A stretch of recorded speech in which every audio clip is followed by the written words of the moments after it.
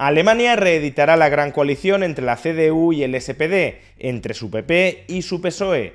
¿Cuáles serán las políticas económicas que aplicará este nuevo gobierno alemán? Veámoslo.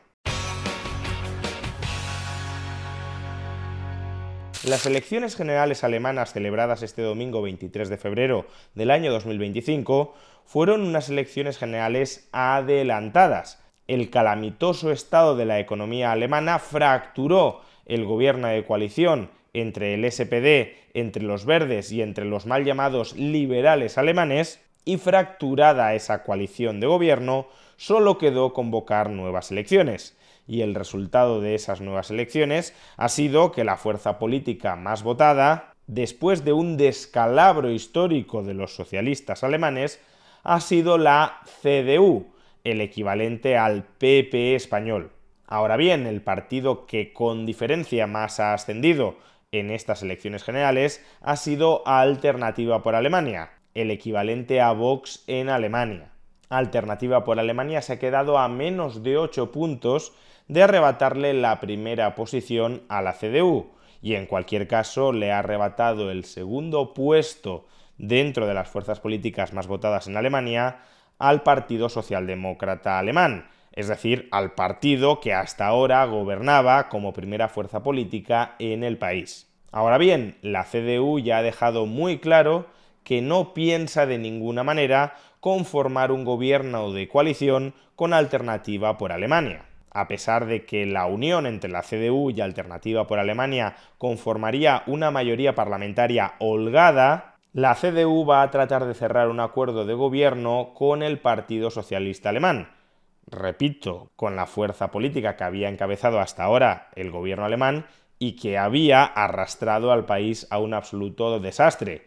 Si bien es verdad que el desastre empezó a gestarse antes de este último gobierno de coalición. Empezó a gestarse durante la etapa de gobierno de la CDU de Angela Merkel, de tal manera que hasta cierto punto existe una coherencia en este matrimonio entre la CDU y el SPD. Son los dos partidos que se han ido turnando en el gobierno de Alemania durante muchas legislaturas, conformando una gran coalición entre ellos, y son, por tanto, los dos principales responsables de la pésima situación económica y social que atraviesa el país. Finalmente, la CDU y el SPD tendrán una ajustada mayoría absoluta en el Parlamento alemán, de tal manera que esta gran coalición será posible sin incorporar otras fuerzas políticas, como previsiblemente habrían sido los verdes. Ahora bien, sucede que Alemania necesita un radical reenfoque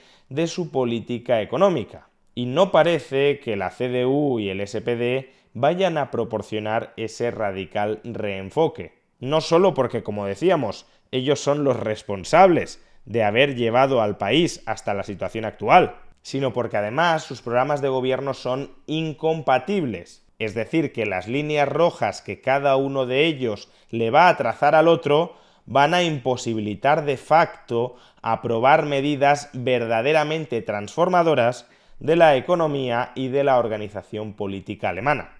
Van a gobernar conjuntamente, pero se van a vetar recíprocamente, de tal manera que, salvo medidas cosméticas que no van a cambiar los fundamentos de la economía del país, todo va a seguir como hasta ahora, y como hasta ahora es un desastre.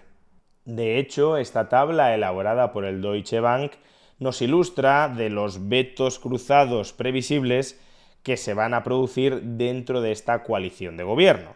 Por ejemplo, los socialistas quieren eliminar el límite al endeudamiento del Estado alemán para permitir mayores niveles de déficit público. Y sin embargo, la CDU se opone radicalmente a hacer esto. Por tanto, aquí nos encontraremos con inmovilismo.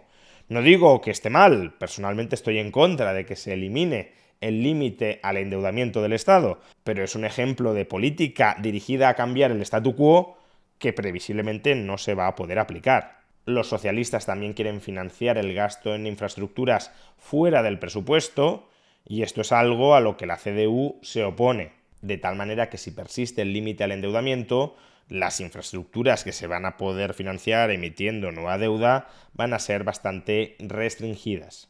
Y asimismo, los socialistas también apoyan una especie de eurobonos a escala comunitaria y, de nuevo, esto es algo que la CDU rechaza. Por tanto, en el plano del endeudamiento no parece haber mucha sintonía entre ambas formaciones. Veamos en el apartado económico. La CDU quiere bajar el impuesto sobre sociedades en Alemania y los socialistas lo rechazan. Los socialistas quieren aplicar una política industrial activista para promover las industrias verdes que ellos escojan y la CDU, grosso modo, se opone a ello. La CDU quiere retrasar la edad de jubilación con incentivos voluntarios para que la gente prolongue su vida laboral y los socialistas lo rechazan. Y la CDU quiere restringir las entradas de inmigrantes al país y los socialistas se oponen.